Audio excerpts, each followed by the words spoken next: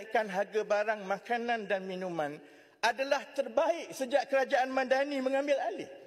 Dari tahun 2011, hanya ada satu tempoh masa saja, iaitu Julai 2018 hingga Mei 2019 akibat penghapusan GST yang mana kenaikan harga makanan dan minuman adalah lebih rendah daripada apa yang ada sekarang.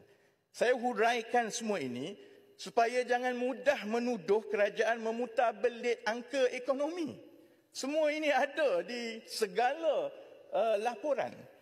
Sedangkan jika dalam perbahasan, saya tengok dalam perbahasan, ada yang dengan sewenang-wenangnya mengatakan harga barang makanan naik sampai 30%, sampai 20%. Sedangkan data rasmi yang dikumpul itu, keadaannya sangat berbeza dan DOSM inilah yang turut akan membekalkan data rasmi sekiranya pembangkang akan menjadi kerajaan ataupun semasa pembangkang jadi kerajaan dahulu, data yang sama itu jugalah yang digunakan.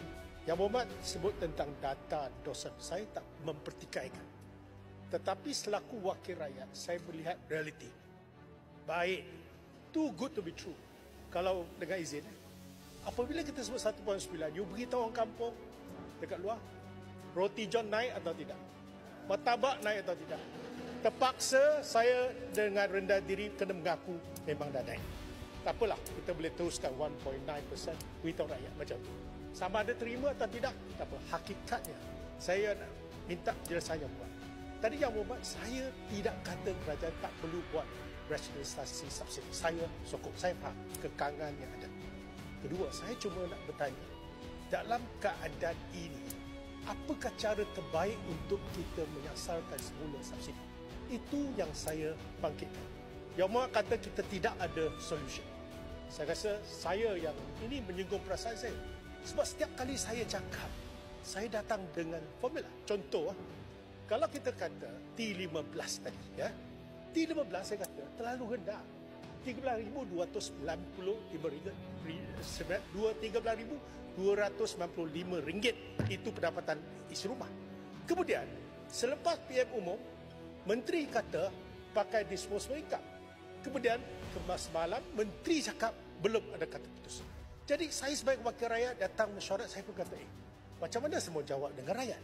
Jadi saya minta, apakah kepastian kita, sama ada kita betul-betul gunakan apa yang PM kata dah umum, tidak lagi pada T15 mengikut DOSM, contoh. Ataupun apa yang menteri cakap tu boleh. Dan bila Yang Berhormat gunakan data tadi, inflasi, agak bahaya. Tanyalah, tepuk dada tanya selera, berapa harga nasi lemak tahun lalu dengan tahun ini. Apa sebab dia? Sebab logistik cost 6% tahun lalu.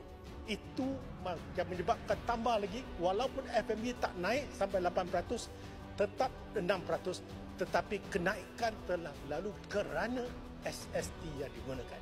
Yang kita dah tak dapat kesan tu. Saya minta supaya Yang Berhormat, saya mungkin dari segi, saya pernah gaduh dengan Yang Berhormat, tapi saya cuma kata, ada caranya. Contoh, saya kata kalau petrol, saya setuju. Tapi kenapa tidak gunakan cara levy kenderaan?